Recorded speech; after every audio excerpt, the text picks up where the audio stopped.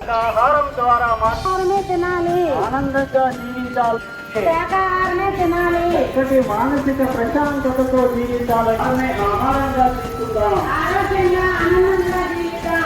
మనం ఏ ధర్మాన్ని కాపాడతామో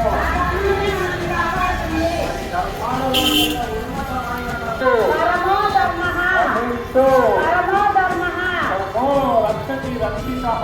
పరమో రక్షతి జయతే. జ్ఞాన జగత్తుకి, శాకాహార జగత్తుకి, అహింసా జగత్తుకి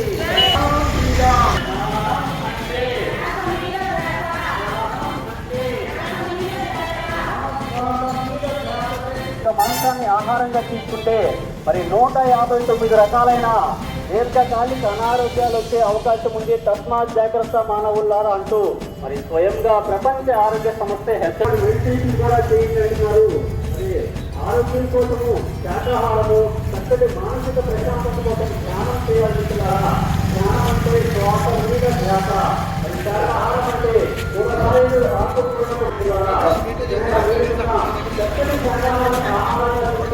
జీవ హింస మహాపాపం ఆహారం కోసం ఏ జీవిని చంపే హక్కు ఎవరికి లేదు, ఇందులో వినోదాల పేరిట ఏ జీవిని చంపే హక్కు ఎవరికి లేదు, ఆదివారాల పేరిట ఇంటికి చుట్టాలు వచ్చారనే పేరిట ఏ మోగ జీవిని చంపి తినే హక్కు ఎవరికి లేదు, ప్రాణం పోసే శక్తి లేనప్పుడు ప్రాణం తీసే హక్కు లేదు. ప్రాణం పోసే శక్తి నీకు నాకు. కరుణ చూపిద్దాం, కరుణ చూపిద్దాం, జీవులపై కరుణ చూపిద్దాం. కోట్లు పెట్టిన కొనలేనిది ప్రాణం బ్రతుకు బ్రతకనివ్వు. కోట్లు పెట్టిన కొనలేనిది ప్రాణం జీవి.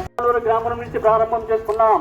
మరి ఎంతో మహత్భాగ్యమైన ఈ రోజుని చక్కగా అందరికీ తెలియజేస్తూ మా మిత్రులందరూ కూడా పాంప్లెట్లు అందిస్తున్నారు. మీకు అందజేయబడుతున్న ఆ పాంప్లెట్లు చదివి అందులో శాకాహారం గురించి మన మంచి ఆహారం, శాకాహారం, మానవుల ఆహారం, శాకాహారం, మన శరీరానికి తొలితగతిన శక్తినిచ్చే ఆహారం, శాకాహారం, మానవుడి యొక్క శరీరానికి తొలితగతిన శక్తి, శాకాహారం, మానవులమైన మనందరం తినవలసిన ఆహారం, శాకాహారం, మానవులమైన మనందరం తినవలసిన ఆహారం, శాకాహారం, మన మంచి ఆహారం.